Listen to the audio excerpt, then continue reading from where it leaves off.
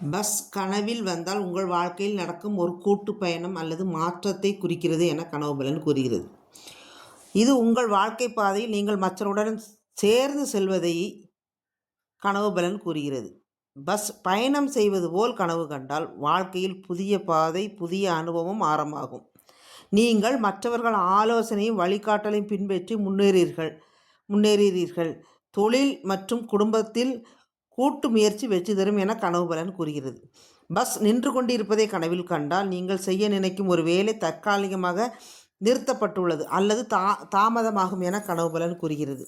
சற்று பொறுமையாக இருக்க வேண்டும் என கனவு பலன் கூறுகிறது.